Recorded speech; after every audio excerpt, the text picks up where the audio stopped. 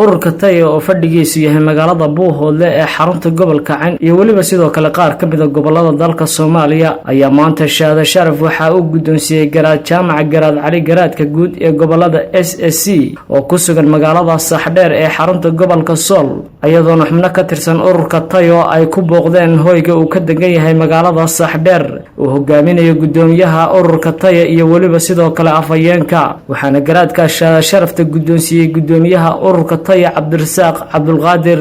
waxaana ugu horeyntii halka ka hadlay Cabdirasaaq Cabdulqaadir oo ka warbixiyay shahaado sharaftan uu guddoonsiiyay garaad jaamaca garaad cali waxaanu joognaa magaalada la yiraahdo Saxdheer waxaanu joognaa gurigii garaad jaamaca garaad cali xafidahullah waanu ku soo booqanay anagoo uga dan leh inaanu garaadka aan ugu geyno hadiyad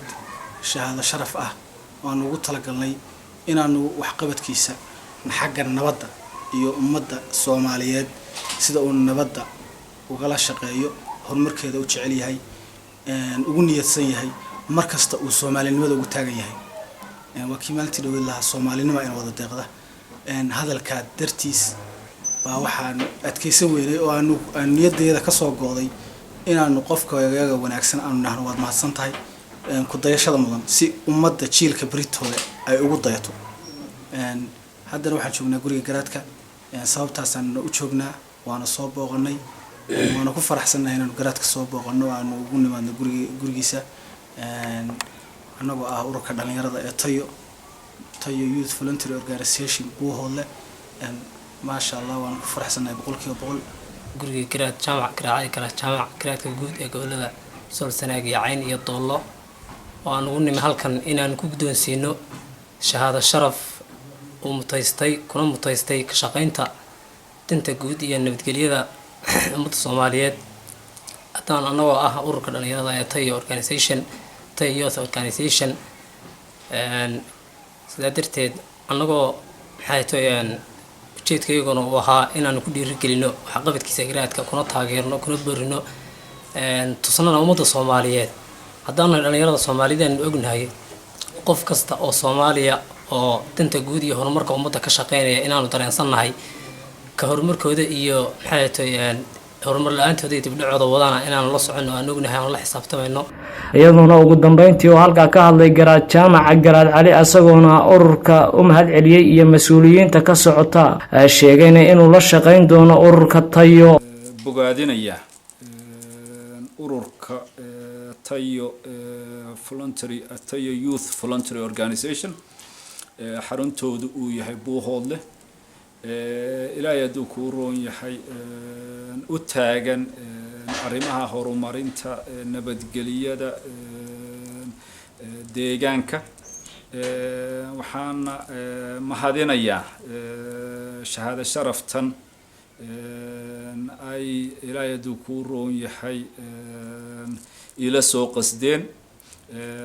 u malayn maayo in aan ammaanta faraha badan aan mutaystay waxaan leeyahay jazaakumullahu khayra jazaa bahda iyo inta ay matalayaan iyana waa salaam baan u sii marinayaa inay iga gaarsiiyaan waana u soo ducaynaynaa dad iyo dunyaba inuu barakeeyo oo ururka uu ka dhigo mid hana qaada oo ummadda Soomaaliyeed oo dhan gaadha arrintan Soomaalinimada waxaan dhalinyarada kula talinayaa ama ururka xubnaha ka tirsan iyo inta taageerta ha ahaato ama dhalinyarada Soomaali weyn ha ahaato hanka dhalinyarada wiil iyo gabadh Soomaaliyeed in uu ahaado mid gaarsiisan in uu leeyahay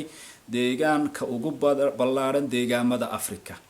inaan qoqob iyo reer iyo qolo ayan cidna wax tarayn ilaa iyo wajeer ilaa iyo yadukuriye Djibouti yaa qofka dhalinyarada ee Soomaaliyeed uu leeyahay haddii hanka iyo himilada qofka Soomaaliyeed ay gaadhana waa la arkaa jiilasha dambe inay intaasoo hal dawlada arkaan intaasoo hal dawlada intaasoo saameyn ku leh adduunka aan ahayn ee gobollo yar yar oo la kala qoqobay ee ah hal dawlad oo adduunka saameyn ku leh oo loo soo shaqo tago oo ilaahay adduunku u roon yahay quwadaha adduunka ee jira ka mid ah aan ahayn qolo ilaahay adduunku u roon yahay qorof yar oo caydh ah adduunka la hoos taagan ee iyadu wax bixisa insha allahu tacaala himilada iyo hanka dhalinyarada Soomaaliyeed inuu halkaa gaarsiisnaado. Maxamed Cali Bilaa, telefishinka qaranka Soomaaliya, Buuhoodle.